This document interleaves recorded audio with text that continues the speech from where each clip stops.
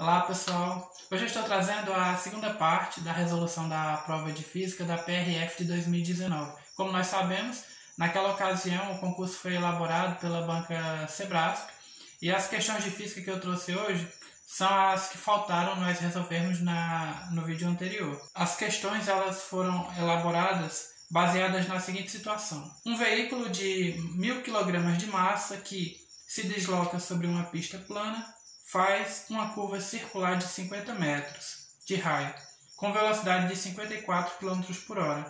O coeficiente de atrito estático entre os pneus e a pista é igual a 0,6.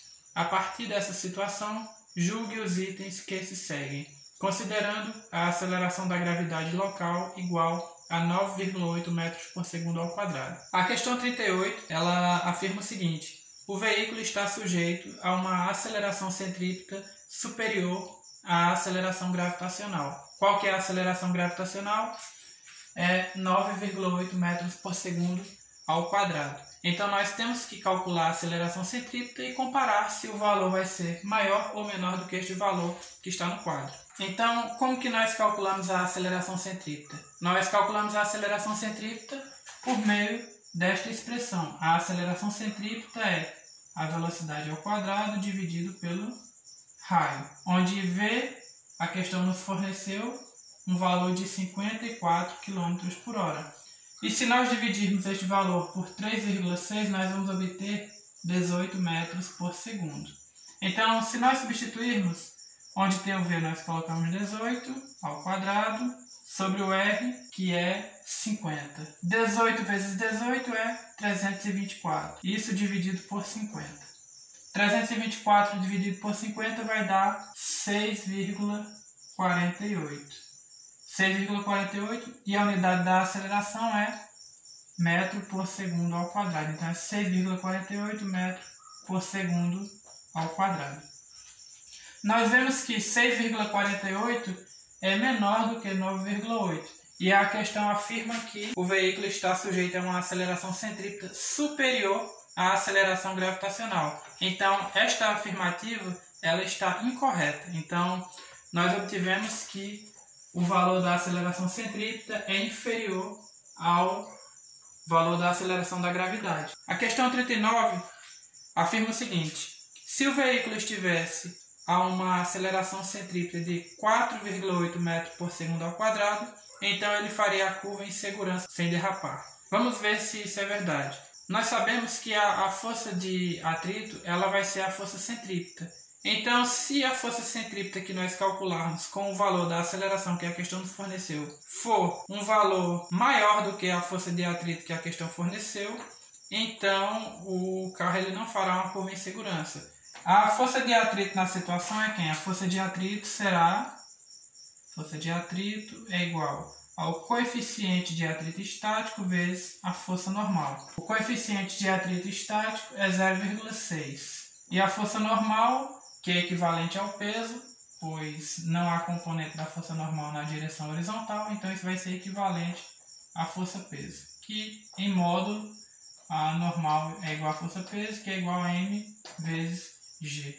Então, a massa do carro é 1000 e a aceleração da gravidade é 9,8. Então, a força de atrito será, nós podemos simplificar esse zero com esse zero, então 6 vezes 100 é 600, vezes 9,8, nós teremos 5.880 newtons. Então, esse é o valor da força de atrito da situação. Vamos calcular agora o valor da força centrípeta correspondente à aceleração de 4,8 metros por segundo ao quadrado que a questão forneceu. Então, nós vamos ter a força centrípeta será igual a massa vezes a aceleração centrípeta.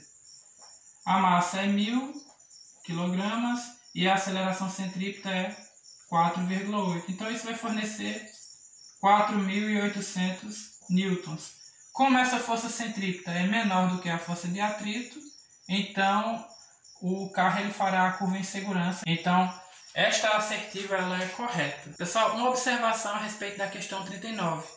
Foi afirmado que uma aceleração centrípeta de 4,8 metros por segundo ao quadrado proporcionaria ao condutor uma curva segura. Mas qual seria o valor máximo de velocidade que o condutor ele poderia efetuar a curva sem uma derrapagem? Se vocês quiserem ver a demonstração para uma questão desse tipo e chegar a essa expressão aqui, que fornece o valor da velocidade máxima para que haja uma curva segura, vocês podem ver o vídeo que está na descrição. Para esta situação específica, a velocidade máxima é a seguinte: para uma curva de 50 metros de raio e um coeficiente de atrito estático de 0,6 e uma aceleração da gravidade de 9,8, nós temos que a velocidade máxima para uma efetuação de curva segura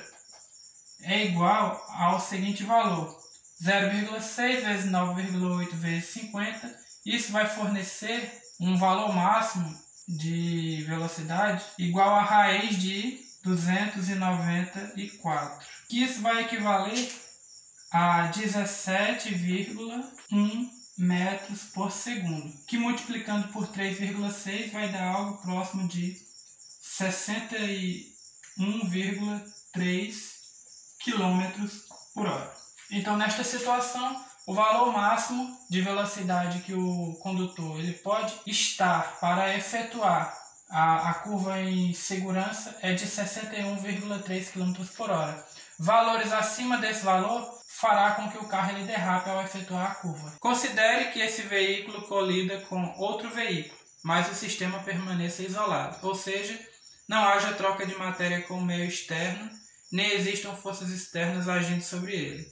Nesse caso, segundo a lei de conservação da quantidade de movimento, a soma das quantidades de movimento dos veículos antes e depois da colisão permanece constante. Assertiva totalmente correta. Por quê? Porque esta é a definição da conservação da quantidade de movimento. A somatória das quantidades de movimento antes da colisão em um sistema isolado será igual à somatória das quantidades de movimento após a colisão. Então, esta é a definição da conservação da quantidade de movimento. Então, pessoal, esse foi o nosso vídeo. Espero que vocês tenham gostado.